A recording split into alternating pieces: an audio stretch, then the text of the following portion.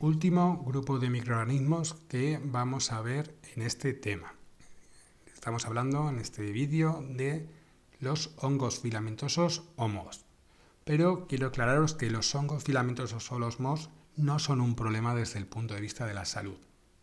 En sí mismo, la ingesta de células de moho, lo que se conocen como hifas o las colonias micelio, no supone un problema porque estos mohos no se van a desarrollar en nuestro intestino.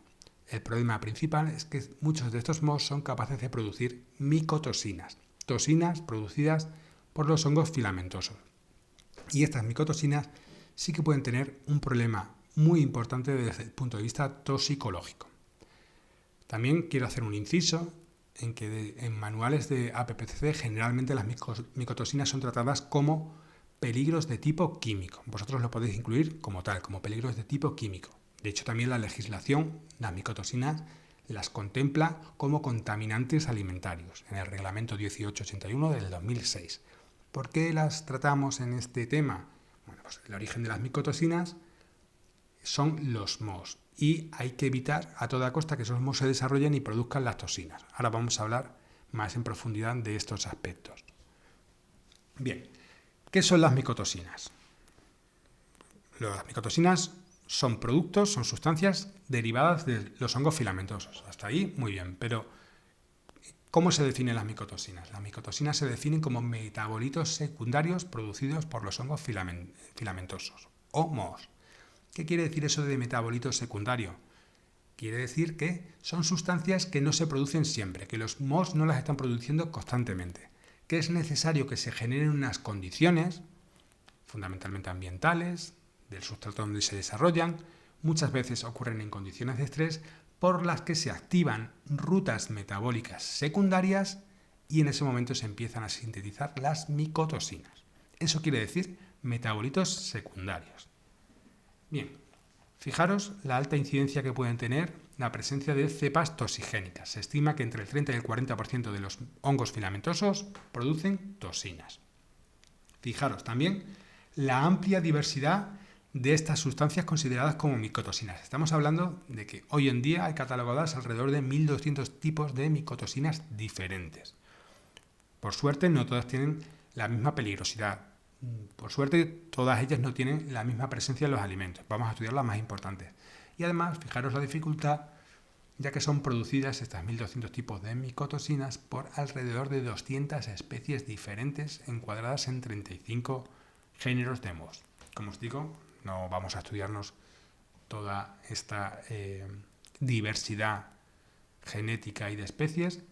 Sí que vamos a encuadrar, para que vayáis conociendo, que algunas micotoxinas, por los propios mohos que las producen, están más asociadas a su presencia en plantas vivas, que luego pueden convertirse en alimentos.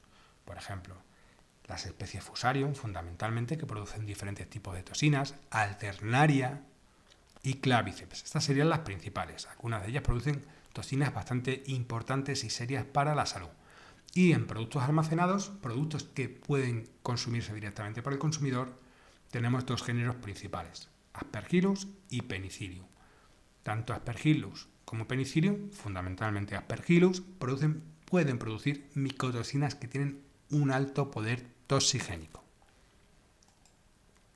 Bueno, ya conocemos que la contaminación por micotoxinas puede venir por una amplia diversidad de microorganismos. Pero ¿qué tenemos que tener en la mente claramente en cuanto a su importancia, la posible exposición que tenemos los seres humanos a la dieta? Bueno, en principio estas intoxicaciones, recordad, intoxicación, consumo de un tóxico, pueden ser o podemos estar muy expuestos si permitimos que los mohos produzcan las micotoxinas en los alimentos, porque una vez producidas, esas micotoxinas son muy difíciles de eliminar.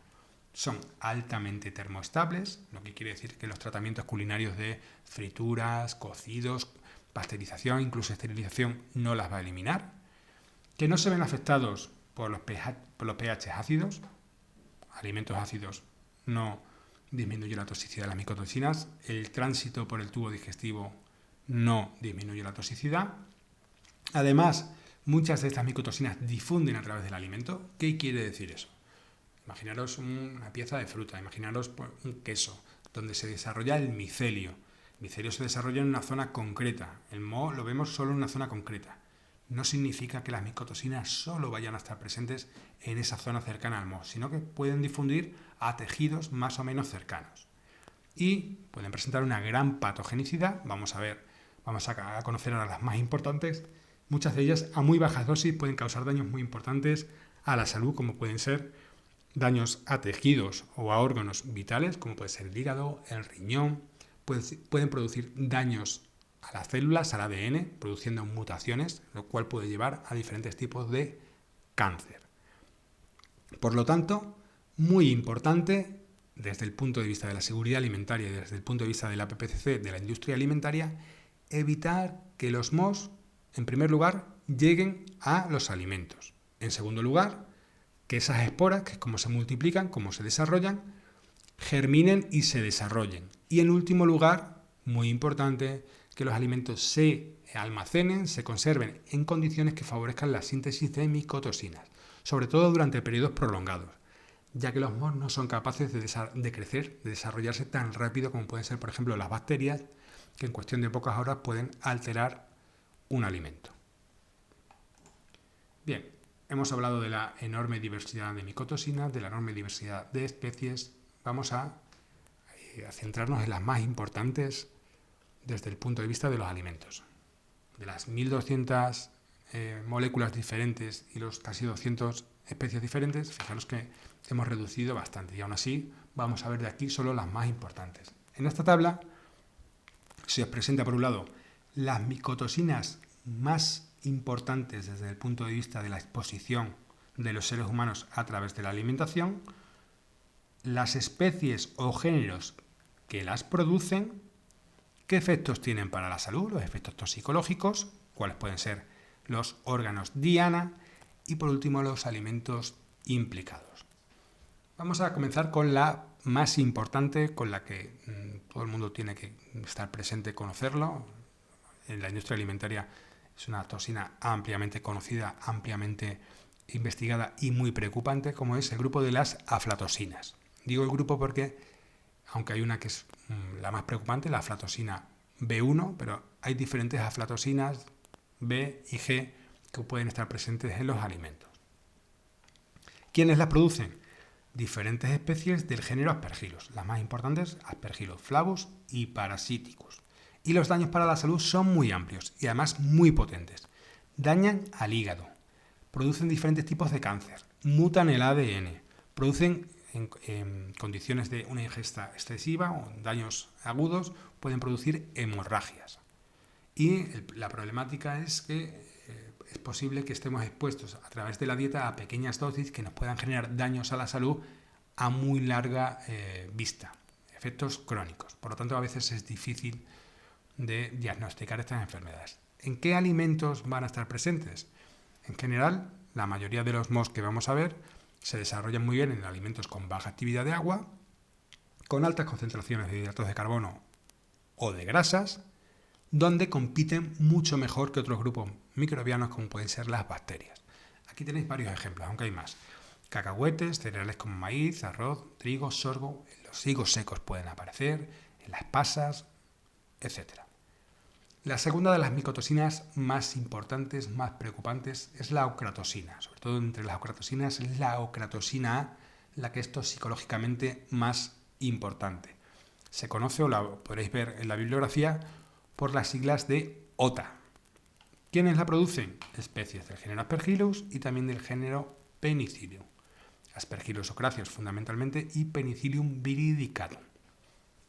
Tiene también unos potentes efectos toxicológicos, produce daños en el hígado, produce daños durante el desarrollo de los fetos, teratogénica, cancerígena y pues cada vez tiene más importancia a nivel de la industria alimentaria, a nivel de las autoridades sanitarias y es un peligro y un problema también muy importante para empresas que se dediquen a comercializar cereales, higos secos, pasas, café. Nuevamente estamos hablando de productos con baja actividad de agua, alto contenido en hidratos de carbono. En concreto, Estas especies son predominantes en aquellos productos que se almacenan durante largos periodos de tiempo a condiciones inadecuadas.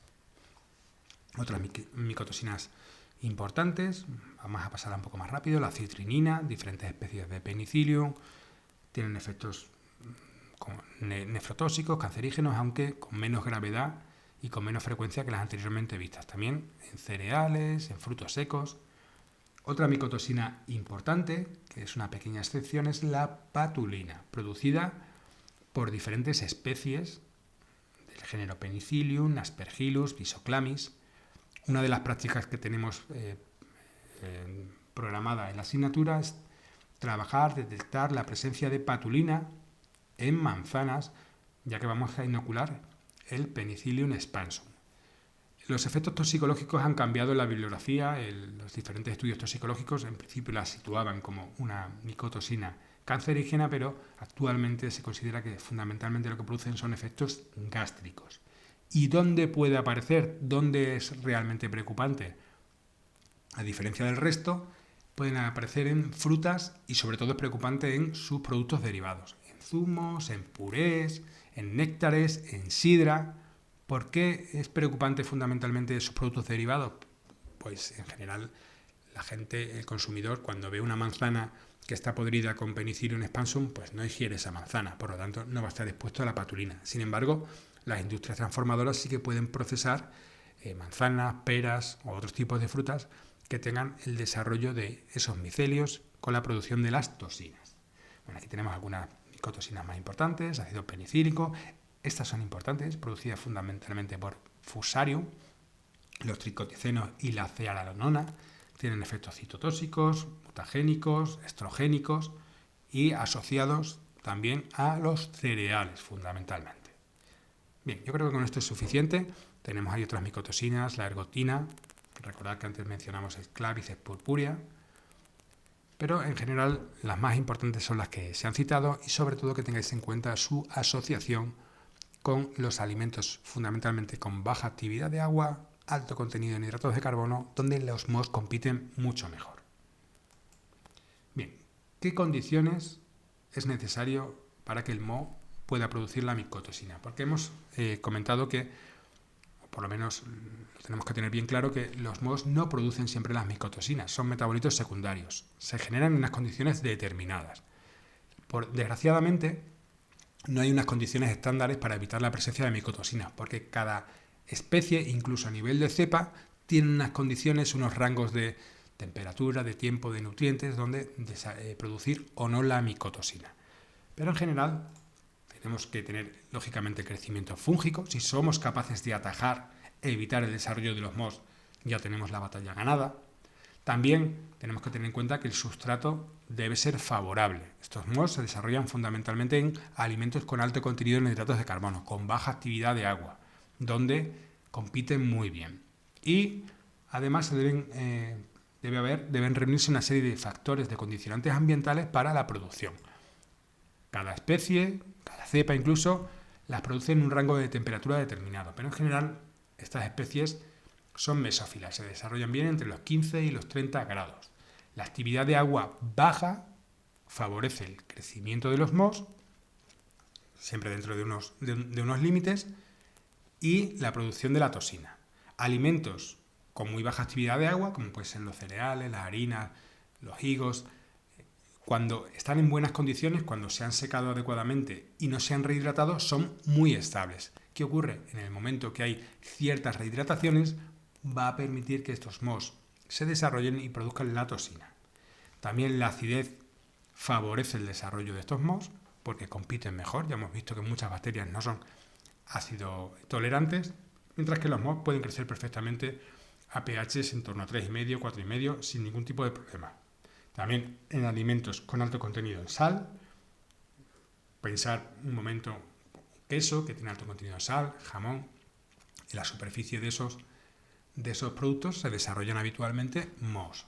La atmósfera, fundamental. Los MOS son aerobios estrictos. Si los alimentos se pueden comercializar en condiciones de atmósferas controladas, modificadas, envasados al vacío, los MOS no se van a desarrollar. La presencia o el contacto con la luz va a estimular en muchos casos la producción de las toxinas. Los almacenamientos tienen que ser en condiciones de temperatura, humedad de agua y tiempos adecuados. Hay que evitar almacenamientos prolongados de los alimentos que favorecen el desarrollo. Y también, por último, hay que tener en cuenta las interacciones con otros microorganismos. Venimos hablando que en aquellos alimentos donde las bacterias se van a desarrollar bien, pues los mohos, en principio, les cuesta más desarrollarse, incluso les cuesta más producir las micotoxinas. Generalmente volvemos a repetir, y esto lo tenéis que tener muy presente a la hora de elaborar vuestros manuales de APPCC, que si vamos a trabajar con productos con baja actividad de agua, con alto contenido en hidratos de carbono, como pueden ser cereales, frutos secos, semillas oleaginosas, tenemos que tener presente la posible presencia de micotoxinas. La excepción o en frutas, hay que hablar también, lógicamente, de patulinas. Si nuestro producto va a ser un zumo, un néctar, pues tendremos que tener en cuenta esa posibilidad, y también en otras frutas desecadas, pues la presencia de aflatoxina. Esta micotoxina, la más importante de las aflatosinas, fundamentalmente en España se asocian con su presencia en cacahuetes con cáscara, en pistachos, en general, en frutos de cáscara y semillas oleaginosas. Bien, hasta aquí el resumen. Hemos pasado un poco de puntillas, pero es suficiente para que entendáis la importancia que tiene el desarrollo de los mohos en los alimentos, que también lo tratamos en el tema anterior, pero sobre todo la posibilidad de producir toxinas, que una vez que esas toxinas se producen son muy difíciles de eliminar, y lo que tenemos que trabajar en nuestros procesados en que no se reúnan las condiciones adecuadas para que los mohos se desarrollen y produzcan las toxinas.